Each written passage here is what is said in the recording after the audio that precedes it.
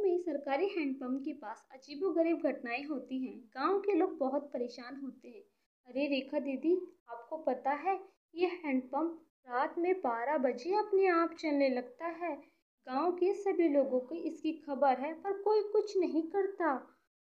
फिर मीना सोचते हुए डरती है और फिर रेखा बोलती है, अरे हाँ मीना, मैंने भी बहुत सुना है। गुड्डू के पापा तो कल आने की सोच रहे थे, मैंने मना कर दिया उन्हें। फिर रात में 12 बजते फिर से वह सरकारी हैंडपंप अपने आप चलने लगता है।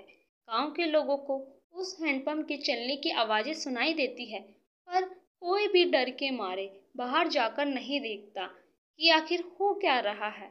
फिर अगली सुबह, चलिए रेखा दीदी, सरकारी हैंडपंप से पानी भर लाते हैं। मेरी अकेले जाने की हिम्मत नहीं हो रही है, आप साथ चलिए। फिर रेखा और मीना दोनों हैंडपंप के पास जाती है। वहां एक बड़े से पैर का निशान देखकर वह दोनों डर जाती हैं और बहुत घबरा जाती हैं। और वो सोचती हैं कि ये पैर आखिर किसी इंसान का तो नहीं है, किसका हो सकता है। अरे मीना, मुझे तो डर लग रहा है, ये इंसान का पैर तो नहीं है। फिर तभी वहां रिंकी आ जाती है। अरे क्या हुआ भाभी, आप इतने डरे हुए क्यों हो? अरे रिंकी, ये देखो, ये किसका पैर है? किसी इंसान का नहीं लगता। जरूर इस सरकारी हैंडपंप पे कोई साया है। अरे कैसी बात कर रही हो भाभी आप, ये तो प्रैंक है। हमारे शहर में तो बहुत होता है। अरे रिंकी, ये प्रैंक वैंक कुछ नहीं है, ये किसी और का ही पैर है। फिर रात 12 बजे वह हैंडपंप फिर से चलने लगता है और उसकी आवाज रिंकी के घर तक भी आती है। रिंकी अपनी माँ से बोलती है, माँ, मैं अभी इस नमूने को सबक सिखाती हूँ, कौन है जो प्रैंक कर रहा है। रिंकी हैंडपंप वाली जगह पे जाती है तो 2 सिर वाली चुड़ैल को देखकर वह बहुत डर जाती है। वह चुड़ैल हैंडपंप से पानी निकाल रही होती है। रिंकी के तो पसीने छूट जाते हैं। आ गई तुम। इतने दिनों से मैं शिकार का इंतजार कर रही थी। हैंडपंप चला चला के तो मेरा सर ही दुख गया, पर कोई शिकार नहीं आया। आज मुझे किसी इंसान की मुंडी खाने को मिलेगी। अब तुम मेरा शिकार बनोगी। रिंकी चुड़ैल की बातें सुन के अपने घुटनों के बल बैठकर उससे माफी मांगती है। चुड़ैल जी, मुझे माफ कर दो। मुझे लगा गांव वालों के साथ कोई प्रैंक कर रहा है। मैं तो इस गांव की भी नहीं हूँ, पास के शहर में रहती हूँ पढ़ने के लिए और यहाँ घूमने आई हूँ। मुझे जाने दीजिए प्लीज। पर चुड़ैल उसकी कोई बात नहीं सुनती और उसका सर काट के उसकी मुंडी खाने लगती है। अगली सुबह, हे भगवान, ये क्या हुआ? दीदी, आज तो यहाँ खून भी पड़ा है। जरूर कोई अनहोनी हुई है इस हैंडपंप के पास। तभी रिंकी की माँ वहां आ जाती है। अरे कल से मेरी रिंकी बेटी गायब है, पता नहीं कहाँ चले गई। रात में हैंडपंप के पास आई थी। अरे ये खून कैसा? हाँ माँ जी, कल हमने रिंकी को समझाया था मत आना यहाँ, और देखो ये क्या हो गया। रिंकी की माँ रोने लगती है। हाँ जी, मुझे लगता है कुछ अनहोनी हुई है रिंकी के पास। चलो आसपास देखते हैं। तभी वहां झाड़ियों में रिंकी की सरकटी लाश पड़ी होती है। रिंकी की माँ उसे देखकर खूब रोती है। ये खबर पूरे गांव में फैल जाती है। गांव वाले ये फैसला लेते हैं कि रात में कोई भी उस सरकारी हैंडपंप के पास नहीं जाएगा। फिर रात 12 बजे चुड़ैल फिर से उस हैंडपंप को जोर जोर से चलाने लगती है ताकि कोई शिकार आए। अरे आज तो कोई भी गांव वाला इस हैंडपंप के पास नहीं आ रहा। लगता है गांव वाले बहुत चालाक हो गए हैं। मुझे कोई और तरकीब निकालनी पड़ेगी। तुम चिंता मत करो मेरे दूसरे सर, मैं तुम्हें जरूर खाना खिलाऊंगी।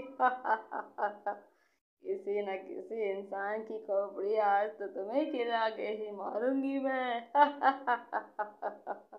सब चुड़ैल पास में रिंकी के घर चली जाती है। रिंकी की आवाज में आवाज लगाती है, माँ, माँ, दरवाजा खोलो ना माँ, मैं आ गई। आपने दरवाजा क्यों लगा रखा है? जल्दी बाहर आओ माँ, दरवाजा खोलो ना। रिंकी की आवाज़ सुनकर रिंकी की माँ बाहर आती है और 2 सर वाली चुड़ैल को देखकर थर थर कांपने लगती है। चुड़ैल का इतना भयंकर रूप देख रिंकी की माँ बहुत डर जाती है और बोलती है, ये तुम्हें क्या हो गया रिंकी बेटा? तुम ऐसी कैसे बन गई हो? तुम मेरी रिंकी ही हो ना? हाँ। फिर चुड़ैल अपनी एक लंबी सी जीभ निकालकर रिंकी की माँ को जकड़ लेती है और उसकी एक नहीं सुनती। ए बुढ़िया, मूर्ख बुढ़िया, तेरी बेटी तो मेरे पेट में कब से चली गई है। अब तक तो हजम भी हो गई होगी। अब तुम्हारी बारी है। फिर वह चुड़ैल रिंकी की माँ की खोपड़ी अलग करके उसे खाना शुरू करती है और फिर गायब हो जाती है। अगली सुबह गांव वाले रिंकी के दरवाजे पर आते हैं और रिंकी की माँ की सरकटी लाश देखकर सब डर जाते हैं, बहुत घबरा जाते हैं। सुनिए जी, आप बाहर मत जाइए। आपको पता है, शहर वाली उन दोनों माँ बेटी की किसी ने धड़ से सर अलग कर दिया है और मुझे लगता है गांव में कोई शैतानी शक्ति है। अरे तुम डरो मत, मैं उस हैंडपंप के पास सीसीटीवी कैमरा लगाने जा रहा हूँ ताकि जो कोई भी बल्ला हो वो इस कैमरे में रिकॉर्ड हो जाए और हम उसे पकड़ पाए। फिर रामलाल सरकारी हैंडपंप के पास सीसीटीवी कैमरा लगा देता है। रात में चुड़ैल फिर से हैंडपंप चलाती है पर कोई भी गांव वाला वहां नहीं आता। अरे मुझे लगता है ये गांव वाले बहुत होशियार हो गए हैं। यहाँ कोई भी नहीं आ रहा है। अगर हमें 2 दिन और खाना नहीं मिला तो हम जरूर मर जाएंगे। कुछ ना कुछ तरकीब तो हमें सोचनी पड़ेगी। फिर चुड़ैल का दूसरा सर बोलता है, अरे ये गांव वाले हैंडपंप पे नहीं आ रहे पर कुएं से पानी तो ला रहे हैं।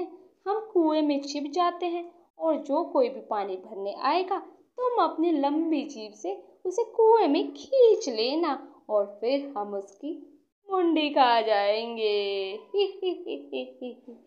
क्यों, सही कहा ना? फिर वह चुड़ैल कुएं में जाकर छिप जाती है और शिकार का इंतजार करती है। अगली सुबह, अजी आप कहाँ जा रहे हो? अगर आप बाहर जा रहे हो तो आपको पता है ना बाहर खतरा है।